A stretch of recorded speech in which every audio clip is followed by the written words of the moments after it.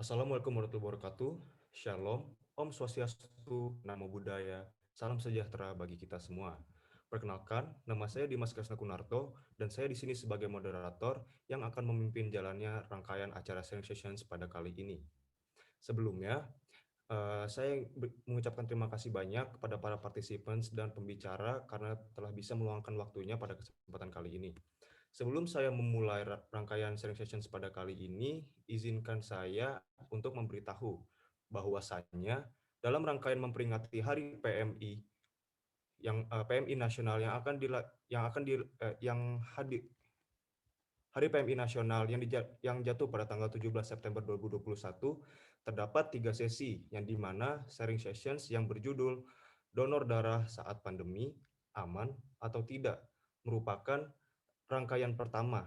Lalu dilanjutkan ada check up bagi para peserta yang ingin mendonorkan plasmanya yang akan dijalankan pada tanggal 21 nanti dan dilanjutkan lagi oleh acara donor darah atau donor plasma yang akan jatuh dan jalan pada tanggal 24 September mendatang. Sebelumnya sudah hadir nih pembicara kita, Mbak Diah Nur Pratami. Selamat sore, Mbak. Apa kabar? Selamat sore. Sore, Mbak. Ya, Apa kabar, Mbak? ya, kabar baik, alhamdulillah. Alhamdulillah. Semoga dalam keadaan sehat selalu ya, Mbak. Sebelumnya saya ingin bertanya nih biar lebih enak aja ngomongnya. Untuk Mbak sendiri lebih enak dipanggil Mbak, Ibu, atau gimana nih, Mbak? Ya, saya sudah beranak dua, bebas boleh. Oh, bebas. Oke, baik, Mbak, kalau seperti itu. Oke, sebelum kita melanjutkan ke sesi pemaparan materi dan sosialisasi, saya minta izin dulu nih ya, Mbak, buat memperkenalkan Mbak kepada teman-teman semua ini secara lebih mendalam. Mungkin untuk operator bisa di-share screen dulu CV-nya. Oke, baik, terima kasih banyak. Oke, jadi untuk pembicara pada kali ini, beliau merupakan perwakilan dari PMI Kota Yogyakarta. Beliau adalah Dr. Diah Nur Pratami, lahir pada Jakarta 17 Mei 1990. Beliau merupakan Kepala Unit Donor Darah PMI Kota Yogyakarta, dan selain itu beliau juga merupakan dokter yang memiliki pengalaman klinis baik dalam lingkup nasional maupun lingkup internasional. Selain itu, Mbak Diah ini juga merupakan alumnus dari Fakultas Kedokteran Universitas Gadjah Mada. Dan beliau juga dianugerahi oleh Erasmus Mundus di bawah program Maheva untuk mengikuti pertukaran mahasiswa di University of Pavia yang ada di Italia. Selain itu, beliau juga mengikuti magang klinis di Pavia selama 1 tahun dan saat ini bekerja sebagai dokter pelayanan transfusi darah di PMI Kota Yogyakarta. Dan selain itu, beliau juga bekerja sebagai dosen dari teknisi bank darah. Dan untuk pengalaman pekerjaan dan organisasi sendiri juga beliau memiliki pengalaman yang keren ya. Contohnya di sini ada unit transfusi darah Palang Merah Indonesia di Kota Yogyakarta, dan selain itu juga menjadi dosen tidak tetap juga Universitas Jenderal Ahmad Yani, dan untuk organisasi sendiri menjadi Vice Local Coordination in Center for Indonesian Medical Student Associations di UGM. Oke, mungkin kita lanjutkan lagi ke sesi pemaparan materi dan sesi sosialisasi. Untuk Mbah Dia, saya persilahkan. Ya, oke. Terima kasih Mas Dimas atas introduction-nya. Sebelumnya saya ucapkan terima kasih atas undangannya oleh Dewan Mahasiswa Justisia ya. Oke, pada sore hari ini ya sesi kita sharing saja. Nanti akan membahas tentang bagaimana donor darah pada saat pandemi. Mungkin nanti akan lebih khusus kepada donor plasma konvalesen ya, karena nanti akan ada kegiatan untuk screening dan juga donor plasma konvalesen. Oke, mungkin bisa next. Ya, nah sebelum masuk ke plasma konvalesen, saya cerita dulu. Jadi sebetulnya donor darah pada saat pandemi itu aman tidak sih? Nah, sebelum terjadinya pandemi, sebetulnya seluruh kegiatan di unit transfusi darah itu sudah menerapkan protokol kesehatan yang memang kita mengedepankan single use only ya. Jadi misalnya kalau teman-teman ini mendonorkan darahnya, itu semua bahan-bahan medis yang digunakan itu hanya satu kali pakai. Jadi tidak perlu takut terhadap resiko kontaminasi baik itu bakteri ataupun virus. Karena memang kami menggunakan semuanya hanya untuk penggunaan satu kali pakai. Nah, kemudian juga di laboratorium kami juga menerapkan prokes yang sebetulnya sebelum pandemi juga sudah kami terapkan. Jadi sebetulnya tidak terlalu banyak perubahan pada saat pandemi. Nah, tetapi lebih kepada social distancing. Jadi bagaimana memberi jarak kepada para donor ini supaya tidak terlalu banyak berkerumun. Nah, kalau dilihat kalau dulu pernah donor sebelum pandemi, ini sekarang kita sudah moving ke depan jadi lebih besar di aula dan ini sangat membantu dalam menerapkan social distancing atau jaga jarak ya di antara pendonor. Nah, kemudian tentunya akan ada beberapa perbedaan pada saat donor darah di musim pandemi ini atau pada saat masa pandemi ini. Antara lain nanti juga pada screening. Nah, dulu awal-awal pada saat pandemi ini masih pada awal tahun 2020, kita menggunakan screening yang sangat ketat. Jadi teman-teman yang mempunyai riwayat bepergian ke daerah-daerah yang mempunyai angka kasus COVID-19 tinggi ini tentu akan kita tunda untuk donor darah. Nah, tapi sekarang kita sudah tidak bisa punya peta seperti itu. Karena hampir semua kan mempunyai kasus COVID-19 ya di daerahnya masing-masing. Jadi sebenarnya sekarang tidak ada lagi pembatasan. Hanya yang menjadi catatan eh, kalau nanti kalau ada teman-teman sekalian sudah pernah menjadi penyintas, kapan boleh donor darah? Atau kalau teman-teman sudah pernah vaksin COVID, kapan boleh donor darah? Nah, itu saja. Kalau yang lain-lain tidak ada berbeda ya. Nah, mungkin sekarang kita akan masuk ke convalescent dulu. Nanti juga kita akan membahas tentang donor konvensional juga ya, apa bedanya dengan donor convalescent. Nah, jadi sejak 11 Maret 2020 kan WHO menetapkan pandemi COVID-19 ya. Nah, kemudian di situ kita ketahui bahwa COVID-19 ini belum punya terapi definitif. Jadi semuanya hanya terapi suportif. Termasuk plasma konvalesen ini dicanangkan sebagai terapi tambahan. Karena pada dahulu kala di tahun 2003 itu sudah pernah dipakai untuk penyakit SARS. Kemudian 2005 sudah pernah dipakai juga sebetulnya untuk avian influenza, H1N1, MERS, kemudian Ebola. Nah, pada tahun 2003, Chang et al. Ini melaporkan hasil pemberian plasma konvalesen untuk pasien SARS itu menghasilkan mortalitas yang lebih rendah dibandingkan dengan mortalitas secara umum kalau tidak diberikan terapi plasma konvalesen. Nah, atas dasar inilah kemudian WHO memberikan izin untuk pemberian terapi plasma konvalesen tetapi dalam konteks uji klinik ya. Jadi masih dalam konteks penelitian. Nah, kemudian apa sih sebetulnya plasma konvalesen? Plasma konvalesen ini adalah plasma yang diambil dari pasien yang terdiagnosa COVID-19 dan sudah 14 hari dinyatakan sembuh tanpa gejala. Jadi, plasma konvalesen ini berasal dari penyintas. Nah, tentunya penyintas ini harus sudah sembuh dan 14 hari tidak ada gejala baru boleh donor. Hal ini juga diberlakukan sama untuk donor konvensional ya. Mungkin besok ada yang donor konvensional penyintas tapi ingin donor konvensional itu juga sama. Jadi sudah dinyatakan sembuh, kemudian 14 hari setelahnya juga baru boleh donor konvensional. Kemudian, apa sih sebetulnya yang menjadi prinsip dari plasma konvalesen? Nah, plasma konvalesen ini kita mengharapkan ada antibodi di dalam tubuh penyintas yang kemudian dia akan menetralisasi. Dia akan menempel pada virus yang ada pada pasien. Nah, jadi virus ini karena sudah ditempeli dengan antibodi, diharapkan virus ini tidak lagi menempel pada sel-sel tubuh pasien. Nah, ini yang disebut prinsip antibodi netralisasi. Nah, jadi dari seorang pasien ya, dia menjadi penyintas, kemudian dia boleh menjadi seorang pendonor plasma konvalesen. Next. Nah, nanti untuk gambaran ya, karena besok akan ada screening. Jadi apa sih sebetulnya yang perlu dipersiapkan? Apa pemeriksaan-pemeriksaan apa saja yang nanti akan dilakukan untuk donor plasma konvalesen? Nah, ini nanti akan berbeda karena kalau donor donor konvensional, donor biasa itu kan setelah lolos screening langsung diambil darahnya ya, baru nanti di lab kami sampel darahnya diperiksa terhadap beberapa pengujian. Tetapi untuk donor plasma konvalesen itu kami uji dulu sampel darahnya. Jadi nanti makanya ada 2 kali ya teman-teman melakukan screening dulu, kemudian nanti kalau lolos, screening darahnya lolos, baru bisa diambil plasmanya di kemudian hari.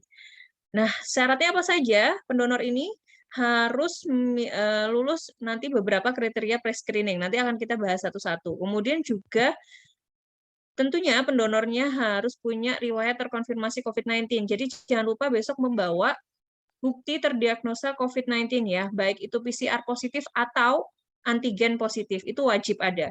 Kemudian juga harus ada bukti dinyatakan sembuh. Jadi harus ada bukti PCR negatif atau surat selesai isolasi mandiri ya, biasanya yang mengeluarkan puskesmas, atau surat sehat selesai perawatan dari rumah sakit bagi yang mendapat penanganan di rumah sakit. Nah, kemudian nanti akan di-screening sampel darahnya, akan diperiksa antibodi, hematologi, infeksi menular lewat transfusi darah, juga golongan darah, serta screening antibodi. Next. Ya, jadi pendonor tadi yang sudah saya katakan harus terbukti sebagai penyintas COVID dan harus terbukti sudah sembuh. Setelah sembuh, dari surat sembuhnya itu ditambah 14 hari, tanpa adanya gejala sisa. Jadi kalau masih ada gejala sisa, masih ditunggu ya sampai 14 hari setelah gejala terakhir dirasakan. Kemudian perlu concern juga kalau teman-teman penyintas ini ada riwayat pengobatan berupa transfusi plasma konvalesen juga pada saat sakit, ini donornya tidak boleh plus 14 hari, tetapi harus ditunda plus 3 bulan dari sembuh. Nah, kemudian bagaimana penyintas yang sudah ada riwayat vaksinasi COVID ya? Jadi kalau dia dari sakit sampai mau mendonorkan itu masih dalam range 6 bulan untuk donor pertama kali itu masih boleh. Tetapi kalau sudah lebih dari 6 bulan tidak boleh. Nah, kemudian bagaimana kalau sudah menerima vaksinasi COVID? Nah, jika sudah vaksinasi COVID dosis pertama, 2 atau 3 itu boleh mendonorkan plasmanya setelah 7 hari tanpa KIPI ya. Jadi tidak ada KIPI. Kalau misalnya terjadi KIPI, kejadian infeksi ikutan pasca imunisasi seperti demam misalnya, demamnya ditunggu selesai dulu baru ditambah 7 hari. Nah, untuk donor plasma donor konvalesen, donor biasa ya. Nah, donor biasa ini agak sedikit berbeda. Nanti teman-teman yang akan donor biasa setelah vaksin dosis pertama itu boleh 3 hari saja. Tetapi setelah vaksin dosis kedua atau dosis ketiga tetap 7 hari. Next. Ya. Nah, karakteristik umum untuk pendonor plasma konvalesen ini harus usianya 18 sampai 60 tahun. Kemudian harus laki-laki atau wanita yang belum pernah hamil, berat badan minimal 55 kg. Untuk pemeriksaan fisik tentunya suhu normal 36,5 sampai 37,5 derajat Celcius. Kemudian tekanan darah yang ditetapkan di tempat kami 110/70 sampai 150/90 mm raksa. Denyut nadinya juga normal 60 sampai 100 kali per menit, dan nanti akan diperiksa hemoglobinnya harus normal 12,5 sampai 17 gram per desiliter. Kemudian jika ada riwayat transfusi PK, seperti yang saya katakan tadi harus menunda donornya 3 bulan setelah sembuh ya, dan kemudian tidak ada riwayat penyakit jantung, epilepsi, diabetes, kemudian diabetes yang dengan insulin ya, kemudian HIV, hepatitis B atau C, sifilis, hemofilia, dan thalassemia. Next. Nah, kemudian nanti jika teman-teman tadi lolos screening pendonornya tadi ya dari anamnesa, maka akan diambil sampel darahnya. Nah, sampel darahnya ini yang nanti akan dilakukan screening di lab juga. Yang dilakukan adalah pemeriksaan level antibodi ya. Jadi antibodi khusus yang memang dia dipercayai memiliki suatu kekuatan netralisasi. Nah, kemudian juga diperiksa hematologi atau darah rutin, apakah ada hemoglobinemia atau anemia ya, kemudian apakah ada peningkatan sel darah putih atau ada penurunan jumlah dari trombosit. Nah, tentunya kalau ada kondisi-kondisi tersebut tidak boleh nanti donor plasma konvalesen. Kemudian juga darahnya akan kita screening terhadap infeksi menular lewat transfusi darah seperti hepatitis B, hepatitis C, sifilis, dan HIV. Nah, jadi nanti teman-teman juga mendapatkan benefit atau manfaat bahwa kalau lolos plasma, boleh donor plasma konvalesen ini artinya sehat ya, sehat, tidak ada infeksi HIV, hepatitis B, hepatitis C, sifilis, kemudian darah rutinnya juga normal, dan tentunya level antibodinya juga masih tinggi. Kemudian juga kita periksa terhadap golongan darah dan screening antibodi ya. Oke, kita lanjut. Nah, untuk metode pengambilan plasma ini sendiri, ada metode konvensional biasa ya. Kalau metode biasa ini seperti donor darah biasa, jadi diambil dulu darahnya, baru nanti kita screening di akhir. Kemudian bisa juga kita, lalu nanti akan kita ambil plasmanya itu yang kuning di tengah itu, hanya yang kuning di tengah ya. Nah, kemudian ada juga yang kita ambil dengan metode plasmaferesis. Jadi nanti ada alat yang mana nanti kita hanya ambil plasmanya saja, tetapi nanti sel darah merah dan trombositnya kita kembalikan ke tubuh donor. Nah, proses ini agak lama, mungkin nanti akan sekitar 1 jam. Nah, ini yang kita lakukan di UTD Kota Jogja ya. Nanti jadi ada yang, kalau ada yang lolos, maka pengambilannya menggunakan metode plasmaferesis. Next. Oke. Ya, jadi aferesis adalah prosedur mengeluarkan darah dari tubuh seseorang, mengambil komponen darah yang diinginkan, dan mengembalikan komponen darah lainnya ke tubuh orang tersebut. Nah, jadi ini alatnya seperti ini nanti yang akan digunakan. Jadi darahnya akan diambil dulu, kemudian akan dipisahkan di alat itu. Nanti plasmanya akan diambil, sel darah merah dan trombositnya akan dikembalikan lagi ke tubuh kita. Nah, ini waktunya cukup lama ya, 1 jam itu maksimal. Nah, oleh karena itu ada do and don't yang perlu diperhatikan ya. Untuk yang mau berdonor plasma, pastikan sejak sekarang sudah mulai minum yang cukup sekitar 3 liter per hari ya. Kemudian juga sejak sekarang juga jangan makan makanan yang berlemak tinggi karena nanti kalau produknya ini tidak bening atau keruh ya biasanya karena trigliseridnya tinggi atau lemaknya tinggi itu tidak bisa digunakan. Nah, tadi saya katakan prosesnya lama, jadi karena prosesnya lama jangan menahan BAK atau BAB sebelum dimulai ya. Jadi nanti kita akan persilahkan untuk ke kamar mandi dulu, ke toilet dulu sebelum dilakukan proses pengambilan darah ini. Selanjutnya, nah ini juga untuk mengetahui ya, ternyata berbeda interval donasi atau interval donor darah jika kita melakukan donor secara aferesis atau konvensional ya, whole blood donor biasa. Nah, yang bawah ini adalah donor biasa yang sering dilakukan selama ini ya. Nah, kita lihat ini adalah hitungan dengan cut off minggu. Jadi kalau kita mendonorkan whole blood atau donor konvensional biasa, itu setelah itu kita boleh donor aferesis. Misalnya setelah donor whole blood kita mau donor aferesis ya, itu jaraknya hanya 4 minggu. Tetapi kalau dari whole blood ke belakang itu jaraknya 8 minggu atau 2 bulan ya, seperti biasanya saat ini 60 hari. Tetapi kalau kita melakukan donor plasma konvalesen dan kita mau melakukan donor plasma konvalesen secara aferesis lagi, itu cukup 2 minggu. Jadi kalau besok ada yang lolos donor, nanti 2 minggu kemudian bisa donor lagi, tapi tentunya akan di-screening ulang lagi. Ya, next.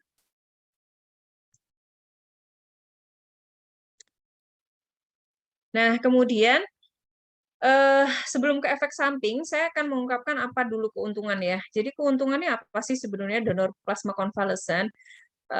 Donor apapun, tidak hanya donor plasma konvalesen, termasuk donor biasa, keuntungannya adalah ibarat kita, badan kita, organ tubuh kita ini kan adalah mesin ya.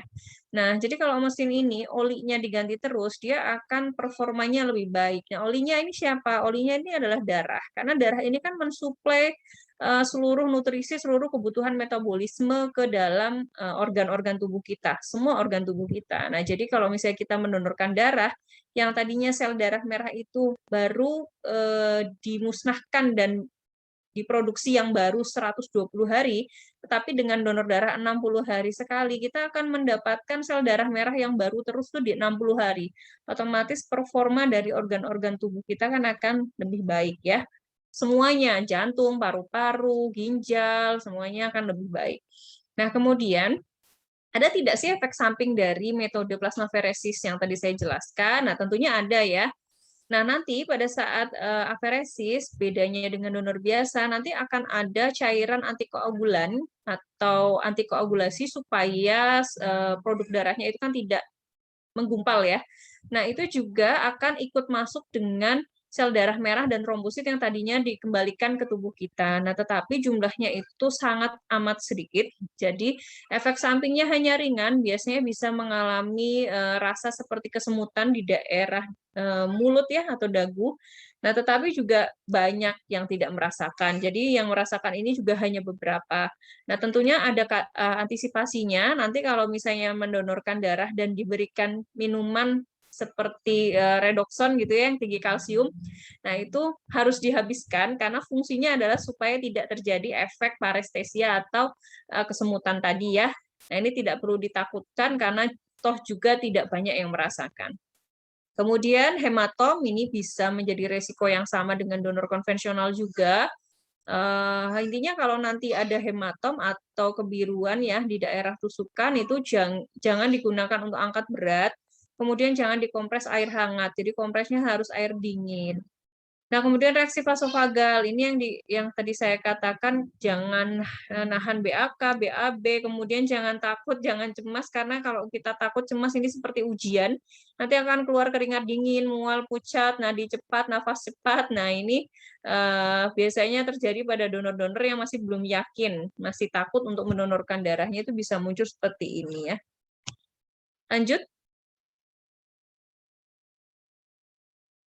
Lanjut lagi. Nah, kemudian saya akan cerita nih apa sih tantangan pelaksanaan plasma konvalesen ini ya. Nah, jadi dari rekrutmen donor saja ini sudah susah. Susahnya apa? Karena para pendonor ini berpikiran atau mempunyai pemikiran bahwa jika donor plasma konvalesen maka antibodinya akan terambil. Nah, jadi antibodi yang di dalam tubuh akan berkurang. Yes, berkurang. Walaupun tidak donor plasma konvalesen pun 3 bulan akan hilang ya antibodi COVID-19. Tetapi kan yang penting bukan itu. Yang penting kita punya sel memori di dalam tubuh penyintas. Jadi bukan hanya semata-mata antibodinya. Nah, karena ada hoax inilah kemudian jadinya banyak pendonor yang ragu untuk mendonorkan darahnya. Tetapi untuk Kota Jogja sekarang sudah antusiasmenya sudah tinggi dan kita sudah punya stok plasma konvalesen yang cukup banyak. Malah sekarang permintaan plasma konvalesen sebenarnya sudah sedikit. Jadi sudah bisa mengimbangi. Kita satu hari hanya 2 donor saja sudah cukup untuk mengimbangi permintaan. Kemudian gagal titer antibodi ya, karena titer antibodi pada orang tanpa gejala biasanya ini tidak tinggi, biasanya rendah. Dan kemudian dulu problemnya adalah permintaannya banyak tapi donornya sedikit. Nah, kalau sekarang sudah donornya sudah banyak, permintaannya alhamdulillah sedikit karena angka kasusnya juga sudah mulai menurun. Next. Nah, kemudian ini gambaran saja untuk produksi plasma konvalesen selama ini jumlah donasinya dari Januari sampai Agustus kemarin sudah cukup tinggi ya. Kemudian lanjut. Nah, sekarang juga saya akan mensosialisasikan bagaimana kalau ada keluarga, mungkin rekan-rekan ya, atau teman yang membutuhkan plasma konvalesen. Nah, plasma konvalesen ini jika membutuhkan itu harus ada surat permintaan darah dulu dari dokter yang merawat. Jadi nggak boleh kita secara pribadi meminta. Karena tentunya ada pasien yang boleh dan tidak boleh menerima plasma konvalesen ya. Nah, ini kalau ini saya tidak jelaskan karena ini menjadi kompetensi atau ranah para klinisi. Nah, yang sering terjadi adalah panic buying. Jadi mendengar success story dari pasien-pasien COVID-19 yang sembuh setelah diberi plasma konvalesen, kemudian berbondong-bondong mencari plasma konvalesen, padahal belum direkomendasikan oleh yang merawat. Nah, kemudian selain membawa surat permintaan darah, juga harus membawa sampel darah pasiennya ya. Nanti akan dilakukan uji silang serasi, jadi untuk mencocokkan apakah darah dari donor dan pasien ini cocok. Nah, kemudian calon pendonor ini juga biasanya menjadi tantangan ya, karena di sini dulu waktu kita nggak ada stok tuh harus bawa surat permintaan darah, sampel darah, kemudian juga calon donornya. Jadi mencari sendiri para keluarga pasien ini. Tapi sekarang jangan khawatir, kita sudah punya full stok, golongan apapun ada untuk plasma konvalesen. Oke, lanjut. Ya. Nah, ini studi-studi tentang plasma konvalesen ya, mungkin untuk pengetahuan saja, bahwa awalnya itu di tahun 2020, Joyner MG et al. Ini, dia melakukan studi pada 20.000 pasien COVID-19 yang mendapatkan plasma konvalesen. Nah, kemudian terjadi ada penurunan rata-rata terjadinya efek samping penyakit yang serius.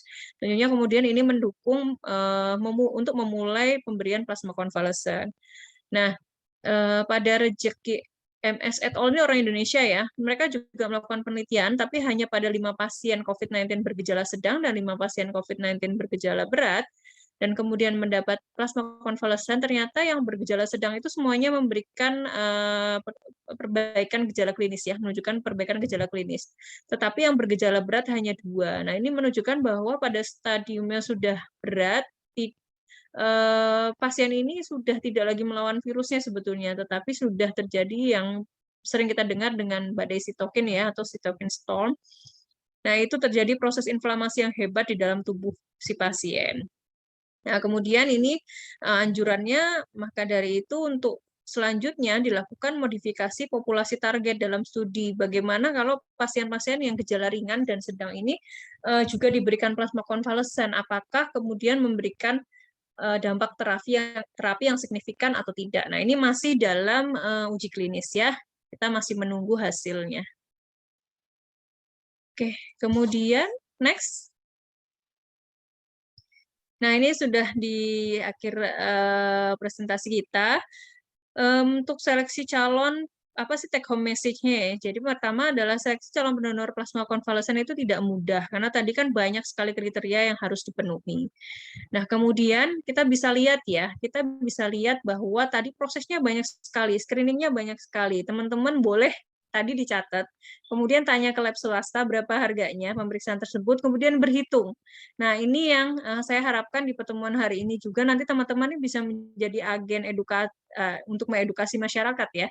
Jadi kenapa tidak pernah ada istilah harga darah? Yang ada adalah BPPD, biaya pengganti pengolahan darah. Karena sepenuhnya yang dibayarkan pasien untuk mengambil satu kantong darah itu hanya biaya pengganti pengolahan darah, membayar kantongnya, membayar biaya pemeriksaannya, ya. Jadi tidak ada istilah harga darah karena selalu statement yang muncul adalah donornya gratis, kenapa begitu butuh darah harus membayar ya? Sebetulnya bukan membayar, bukan profit di sini, tetapi adalah biaya yang diganti untuk keseluruhan pemeriksaan ini. Kemudian pendonor rutin plasma konvalesen ini harus menjaga kesehatan dengan ekstra supaya bisa menyumbangkan darahnya 14 hari sekali, misalnya cukup minum, hindari makan berlemak, dan kemudian cukup tidur. Nah, plasma konvalesen ini bukan terapi definitif ya, dia hanya terapi tambahan. Jadi tidak serta-merta diberikan plasma konvalesen kemudian langsung sembuh. Nah, kemudian plasma konvalesen ini juga tidak bisa dijadikan profilaksis, artinya saya tidak terkena COVID-19, tapi saya mencegah supaya tidak terkena COVID-19 dengan mendapat transfusi plasma konvalesen. Ini tidak bisa dijadikan profilaksis karena antibodinya tetap akan hilang. Nah, yang terpenting adalah justru vaksinasi. Nah, bagi yang belum vaksin harus segera vaksin karena dengan vaksinasi ini selain antibodi yang diharapkan terbentuk juga adanya sel memori ya. Karena kita sudah dikenalkan dengan virus COVID tapi yang dilemahkan. Nah, kemudian take home message-nya adalah be a hero now or never. Kenapa now or never? Karena pada penyintas antibodinya akan turun dalam waktu 3 bulan. Jadi kalau tidak segera donor plasma konvalesen, ya nanti tidak akan bisa donor plasma konvalesen karena kadar antibodinya sudah menurun ya. Oke, next. Ya, terima kasih. Saya rasa presentasi dari saya cukup sekian dan tadi sekaligus sosialisasi ya karena sudah saya sampaikan bagaimana apa saja yang harus dipersiapkan untuk besok mendonor darah dan kemudian syarat-syarat pendonor darah apa saja sudah saya simpulkan semua. Mudah-mudahan nanti kita bisa lebih banyak sesi untuk diskusi. Ya, terima kasih. Wassalamualaikum warahmatullahi wabarakatuh.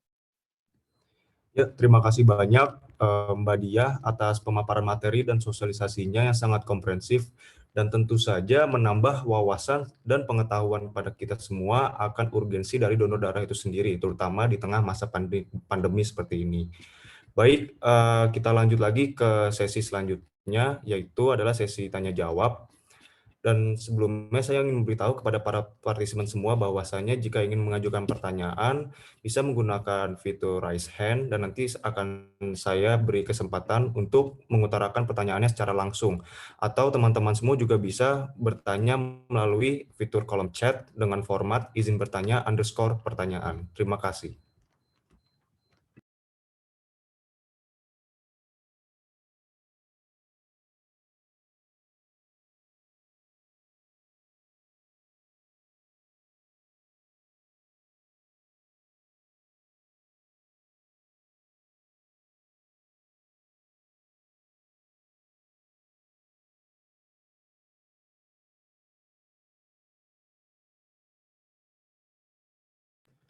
Eh, Baik, mungkin sebelum dari teman-teman semua bertanya, mungkin izinkan saya untuk bertanya terlebih dahulu ya Mbak ya. Jadi saya punya pertanyaan nih Mbak.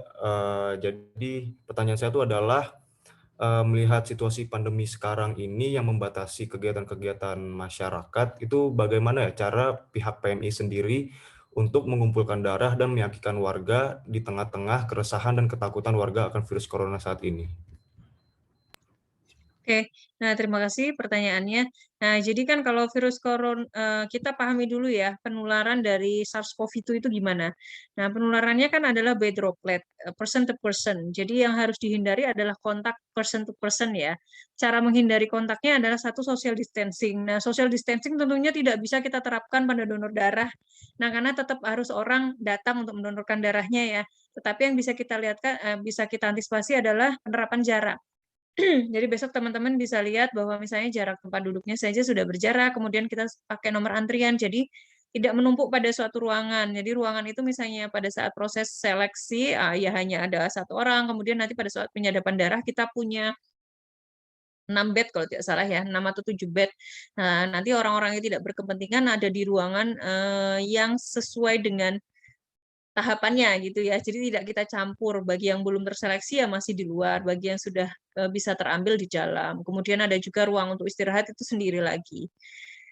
Kemudian selain itu adalah selain menjaga jarak, tentu menghindari kontak droplet ya, kontak droplet ya dengan menggunakan APD. Nah, nanti petugas-petugas kami juga sudah menggunakan APD yang sebetulnya memang sebelum pandemi juga kita sudah rutin menggunakan, hanya mungkin masker ya. Kalau masker sebelum pandemi tidak wajib digunakan, tapi sekarang menjadi wajib digunakan, baik itu nanti petugas ataupun pendonor. Jadi pendonor yang tidak pakai masker juga tidak boleh masuk ke lingkungan kami. Kenapa? Karena nanti akan merugikan pendonor yang lain ya. Jadi pasti akan kita edukasi untuk tidak mendonorkan darahnya kalau tidak pakai masker. Ya, kurang lebih seperti itu.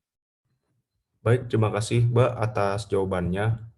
Mungkin dari teman-teman yang lain, apakah ada yang ingin bertanya? Mungkin bisa langsung raise hand atau mengajukan pertanyaannya di kolom chat ya. Terima kasih. Oke, baik.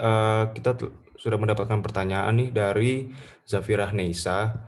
Izin bertanya, apakah setelah donor darah bisa menurunkan imun kita? Kalau iya, apa yang harus dilakukan setelah melakukan donor darah mengingat kalau imun kita menurun rentan terpapar virus COVID? Kepada Mbak Diah mungkin bisa dijawab. Ya, Terima kasih. langsung saya jawab ya untuk Zafirah Nesya. Nah, tadi yang seperti saya jelaskan, justru donor darah ini akan membooster ya, membooster performa dari organ-organ kita ya. Salah satunya organ kita adalah limfoid, di mana di situ banyak sel-sel limfosit yang berguna sebagai sel imun. Jadi justru dengan donor darah ini kita akan meningkatkan imunitas kita. Jadi jangan takut karena tidak ada sel imun apapun yang terambil pada saat kita donor darah. Justru sel darah merah yang terambil ini nanti tubuh kita akan merespon untuk membentuk yang baru lagi, yang baru lagi. Jadi tubuh kita akan selalu dapat yang baru ya. Oke. Baik, Mbak. Terima kasih banyak atas jawabannya. Lalu kita ke pertanyaan selanjutnya, yaitu dari Drevier Vitiar. Izin bertanya, Dok, apakah untuk donor darah biasa ataupun plasma ini sudah ada ketentuan untuk golongan darah O? Hanya bisa diberikan untuk orang yang mempunyai golongan darah O juga, atau golongan darah O tetap bisa diberikan kepada orang dengan golongan darah selain O? Terima kasih. Oke, terima kasih Drevier Vidya. Oke, nah jadi memang ya kita tahu dulu bahwa produk darah ini kita bagi secara garis besar ada dua. Produk darah yang isinya sel darah merah sama produk darah yang isinya plasma. Nah, karena produk darah yang isinya sel darah merah itu memang golongan O itu bisa untuk semua golongan darah. Karena dia golongan A itu tidak punya antigen A dan tidak punya antigen B. Nah, tetapi ingat bahwa dalam produk sel darah merah itu juga ada plasmanya. Nah, plasmanya ini juga bisa mengakibatkan suatu reaksi transfusi kalau golongan darah O ini diberikan tidak pada golongan darah O, misalnya pada A, B, atau AB. Nah, jadi golongan darah O ini boleh diberikan kepada semuanya kalau terpaksa saja. Ya, hanya terpaksa saja. misalnya pada daerah yang kesulitan darah dan itu kondisi sito, emergensi, tidak ada opsi lain, tidak ada pilihan lain yang mau tidak mau ya. Tetapi di Jogja kita tidak pernah menerapkan karena stok kita masih sangat cukup untuk bisa memenuhi sesuai golongan darah. Nah, kalau plasma itu beda lagi. Jadi plasma itu terbalik, tidak golongan darah O untuk semua, tapi AB untuk semua. Karena pada golongan darah AB, plasmanya itu dia tidak ada antibodi A ataupun antibodi B. Jadi aman digunakan untuk golongan darah yang lain. Nah, tetapi ayo kita berpikir. Ini kalau orang yang punya plasma AB itu kan adalah salah satu golongan darah yang paling langka daripada A, B, dan O. Nah, kalau plasma AB ini kita berikan ke golongan darah yang lain, bagaimana nanti kalau ada pasien yang butuh plasma AB? Lebih susah lagi carinya ya. Jadi tetap golongan darah plasma AB juga untuk AB, tidak bisa diberikan ke golongan darah yang lain, mengingat golongan darah AB ini juga cukup bukan langka ya, lebih susah cari golongan darah AB daripada A, B, dan O ya. Ya, kira-kira seperti itu. Baik, terima kasih Mbak Diah atas jawabannya. Lalu kita lanjut lagi ke pertanyaan selanjutnya, yaitu dari Larissa Nur Silawati. Izin bertanya, jika setelah donor terkena COVID lagi lalu sembuh, apakah bisa donor lagi atau justru tidak dianjurkan? Dan jika bisa, apakah persiapan dan prosedurnya sama? Oke, terima kasih Larissa Nursilawati. Ya, jadi ini maksudnya mungkin dapat ini ya, infeksi kedua ya, paparan infeksi kedua COVID-19 gitu ya. Intinya prinsipnya adalah selama penyintas masih boleh donor darah, tetapi nanti lihat lagi dari yang terakhir sakit ya. Misalnya terakhir sakit bulan ini ya berarti boleh donor darahnya nanti 6 bulan kemudian untuk plasma konvalesen. Tetapi kalau mau donor konvensional atau donor biasa itu boleh selamanya. Jadi nggak ada masalah. Persiapannya sama seperti yang tadi saya sampaikan ya. 14 hari harus sudah bebas gejala. Jadi selama masih ada gejala tidak boleh donor dulu. Nanti gejala selesai baru berhitung 14 hari baru boleh donor. Baik, terima kasih Mbak Diah atas jawabannya. Dari saya pribadi ada satu pertanyaan lagi nih Mbak yang ingin saya tanyakan, yaitu ini mungkin lebih bersifat umum sih Mbak. Jadi pertanyaan saya itu adalah ada nggak sih Mbak tips untuk ngeyakinin teman-teman atau orang terdekat yang takut atau nggak mau donor darah karena takut disuntik gitu Mbak? Oke, sebetulnya saya tidak mau meyakinkan ya, karena kita tidak pernah memaksakan seseorang yang belum siap secara mentality untuk donor darah. Kenapa? Ketika dia masih tidak berani, ragu dan takut, itu begitu diambil darahnya bisa resiko macet atau tadi pingsan ya. Karena kita pada saat kita takut itu pembuluh darah akan mengecil, vasokonstriksi. Nah, jadi nanti darah yang terambil akan sulit terambil. Atau kalau pada saat kita takut, sama deh seperti rekan-rekan takut menghadapi ujian. Panas dingin, pengen muntah, mual, pusing. Nah, itu nanti yang akan terjadi. Jadi, kalau tips tidak ada ya, yang jelas kalau misalnya mau berkeinginan donor darah tetapi masih takut, menurut saya adalah antar temennya untuk donor darah, lihat prosesnya. Kalau masih takut juga tidak usah donor darah. Tapi kalau sudah berani boleh dicoba. Gitu ya. Baik, terima kasih Mbak Diah atas jawabannya. Saya melihat ternyata ada Mas Arizaki raise hand. Dipersilakan Mas untuk mengutarakan pertanyaannya. Izin bertanya untuk Ibu Diah, tadi kan terkait donor darah plasma itu kan intinya adalah donor darah dari penyintas COVID-19 ya, untuk membantu pasien lain yang belum sembuh dari corona. Nah itu untuk kita yang misalnya penyintas ini, donor darah konvalesen itu bisa berapa kali ya? Apakah bisa sekali doang atau berapa kali? Seperti itu Bu. Oke, terima kasih Mas Arizaki. Jadi ditanyakan tadi kalau donor plasma konvalesen kan bisa 14 hari sekali ya metode aferesis. Kemudian bisa maksimal berapa kali. Nah, kalau sudah donor pertama harus 6 bulan setelah dinyatakan sehat. Kalau sudah lewat 6 bulan itu nggak boleh. Tetapi kalau sudah rutin, walaupun nanti lewat 6 bulan, asalkan level antibodinya itu masih mencukupi, itu nanti masih diperbolehkan untuk bisa donor. Jadi tidak ada batasan. Tetapi nanti ada pemeriksaan-pemeriksaan tambahan yang kami lakukan kalau donornya sudah lebih dari 5 kali.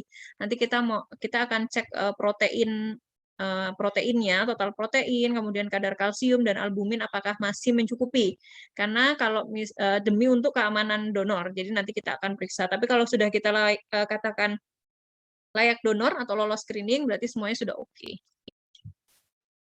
Oke.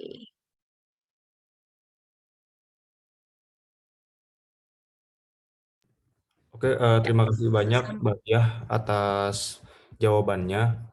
Oke, mungkin dikarenakan sudah nggak ada yang bertanya lagi ya, mungkin saya minta izin untuk mengutarakan kesimpulan yang telah kita dapatkan dari materi-materi dan sesi tanya jawab pada sesi kali ini. Jadi kita telah mendapatkan materi bahwasannya plasma konvalesen merupakan plasma darah yang diambil dari pasien yang telah terdiagnosa penyakit tertentu dan sudah dinyatakan sembuh tanpa gejala. Selain itu, kita juga telah mengetahui akan rangkaian-rangkaian dan hal-hal yang harus dipenuhi untuk menjadi calon pendonor darah maupun calon pendonor plasma, baik dari rangkaian screening hingga metode pengambilan plasma itu sendiri. Oke, baik. Untuk selanjutnya akan kita pindah lagi ke sesi penyerahan air certificate pada pembicara. Untuk operator, ya baik. Mungkin dari pihak operator bisa aba-aba ya untuk fotonya.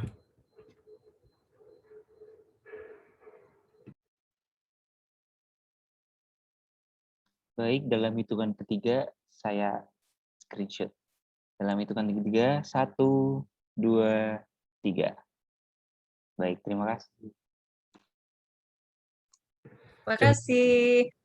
Sebelum dikarenakan kita sudah berada di penghujung acara, alangkah baiknya kita mengabdikan momen-momen dulu ya untuk foto bersama. Mungkin bagi teman-teman semua yang masih off cam bisa on cam dulu.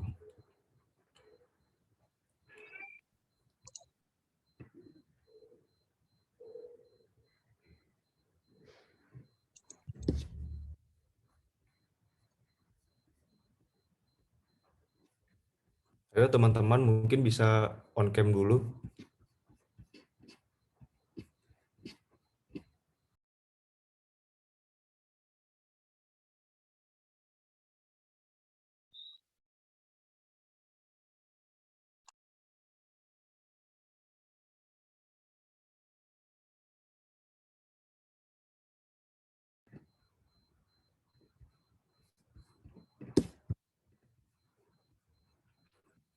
Oke, baik. Dikarenakan sudah ada beberapa teman-teman yang udah on cam, mungkin operator bisa memberikan aba-aba untuk pengambilan screenshot. Baik, di sini di layar saya ada 2 lembar. Kita beralih ke room yang pertama. Dalam hitungan ketiga, saya screenshot. 1, 2, 3. Baik, lembar yang kedua. Dalam hitungan ketiga, 1, 2, 3. Baik, terima kasih. Ya, terima kasih banyak operator atas bantuannya. Dikarenakan kita juga sudah berada di penghujung acara, mungkin dari Mbak Diah sendiri mungkin ada nggak nih closing statement nih buat kita semua, terutama untuk mahasiswa-mahasiswa pada generasi penerus bangsa gitu, Mbak. Ya, oke. Ini teman-teman yang mungkin besok akan jumpa di PMI juga ya. Mudah-mudahan hari ini bisa menambah semangat ya teman-teman yang belum pernah berdonor, mungkin nanti akan bisa tergugah hatinya untuk mendonorkan darah. Closing statement dari saya, kalau teman-teman belum tahu, saya akan kasih satu bocoran bahwa satu kantong darah teman-teman sekalian, kalau teman-teman donorkan, itu bisa menyelamatkan 4 nyawa sekaligus. Nah, jadi bisa jadi 4 produk darah. Nah, tidak pernah tahu, mungkin tidak pernah terbayangkan bahwa sekali saja kita melangkahkan darah ke PMI untuk donor darah, ternyata bisa menyelamatkan 4 pasien sekaligus ya. Jadi tidak harus donor plasma konvalesen kalau tidak berani, tidak mau lama-lama 1 jam, boleh besok donor darah konvensional ya. Kebetulan sekarang juga stok darah untuk konvensional atau stok darah biasa itu juga sedang menurun. Jadi mari, ini teman-teman adalah usia-usia produktif, usia-usia yang sehat, usia-usia di mana masih bisa maksimal untuk donor darah ya. Silahkan untuk mencoba. Terima kasih. Terima kasih banyak Mbak atas closing statement-nya, dan terima kasih juga atas pemaparan materi-materinya. Dan ya, dikarenakan kita sudah berada di penghujung acara, saya sendiri ingin minta maaf kepada teman-teman semua atas segala kesalahan yang saya perbuat selama menjadi moderator pada kali ini, baik yang disengaja maupun tidak disengaja. Saya juga ingin berterima kasih kepada seluruh peserta dan pembicara, terutama Mbak Diah, karena telah bisa meluangkan waktunya pada sharing session pada kali ini. Saya Dimas, pamit untuk mengundurkan diri. Wassalamualaikum warahmatullahi wabarakatuh. Shalom, Om, Shanti, Shanti, Shanti Om, Namo Buddhaya, salam kebajikan bagi kita semua. Sampai jumpa di lain kesempatan dan selamat sore semua. Terima kasih. Izin Makasih. live ya. Ya, Terima